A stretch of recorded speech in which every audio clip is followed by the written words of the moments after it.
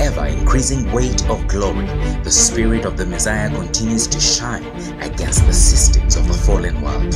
In an undisputed display of heavenly majesty, he calls men to the narrow way, the path of life. For the testimony of Jesus Christ is the spirit of prophecy. As master over time and space, he utters his voice to the world through his oracles, anointed for a time as this. I saw a peace mission being attacked. I'm not sure whether it is within Africa or I'm not sure. I was not sure where, but I saw a peace mission being attacked. Then I saw flying. The Spirit still uses, sometimes he uses the word of the language of the scriptures. He's saying flying birds. But when Isaiah said that, he was referring to aeroplanes. But they are sending flying birds to the rescue or to that base, and the birds were flying towards the south. You know, and from where they were sent, they were going towards south to carry out a rescue mission for that base. On January 20th, 2019, this word began to unfold with stunning detail.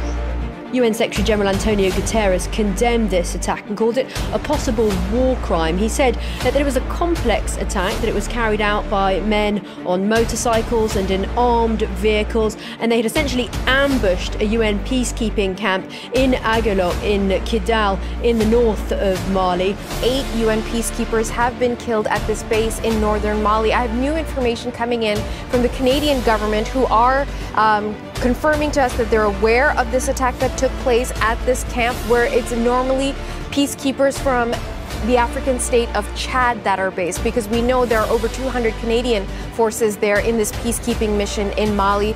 So at least 8 dead, and we're hearing the number of 19 possibly wounded when a group of armed gunmen stormed into this UN peacekeeping camp and began a firefight with the peacekeepers. We are flying towards the south from where they were sent.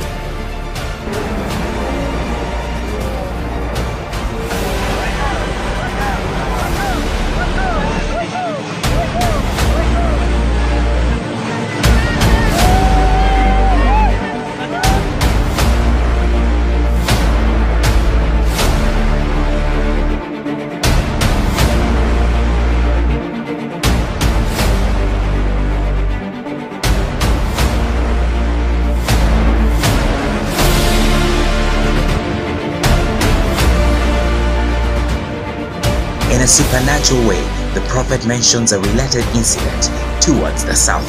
This is extraordinary because the prophecy clearly indicated a scope beyond just Africa. I'm not sure whether it is within Africa or... This shockingly comes to pass at yet another level, as the United Nations came out to admit and announce an attack on a peace mission. This attack took place in southern Lebanon in 2018, but had been kept a closely guarded secret. Fox News showed this disturbing video of Hezbollah fighters attacking a UN peacekeeping vehicle. The men attacked the vehicle with rocks, doused it with gasoline, then set it on fire. The Hezbollah men then take weapons from the UN soldiers. This incident happened a year ago, but was aired for the first time only last night.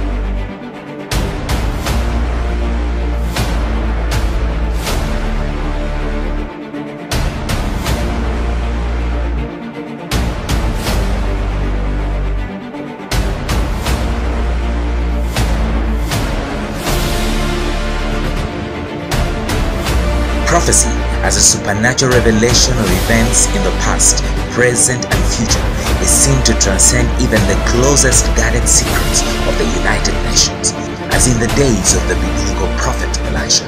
This attack was made public in August, but the spirit of prophecy had revealed the controversial secrets months back in February.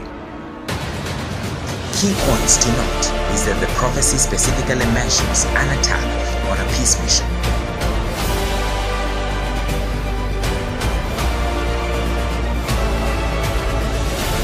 Prophecy also mentions sending in flying birds to the rescue.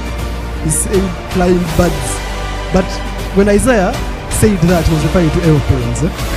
But they are sending flying birds to the rescue or to that base, and the birds were flying towards the south.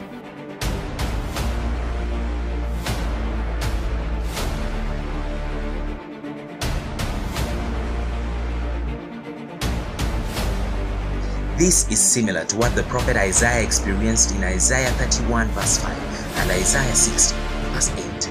Interestingly, in the military, helicopters are referred to as birds, further indicating the specific type of aircraft that was to be involved in these events. It unfolded precisely as uttered by the mouth of the prophet. It is astounding that these flying birds were sent specifically to the rescue and not for a counterattack, precisely fulfilling the decree of prophecy. The third amazing detail is that the prophet of God mentions by name a crucial international peace mission. I saw a peace mission being attacked. There is no door, no nation that has hidden from the word of this prophet. There is no continent that has not been touched by the power of prophecy. There is no speech, no language where their voice is not heard. Their line has gone through all the earth, and their words to the end of the world. God sets before you such an oracle. How will you respond? When Christ testifies by his word, how do you honor it? When the Holy Spirit declares before you the affairs of nations, what will you do with this prophet?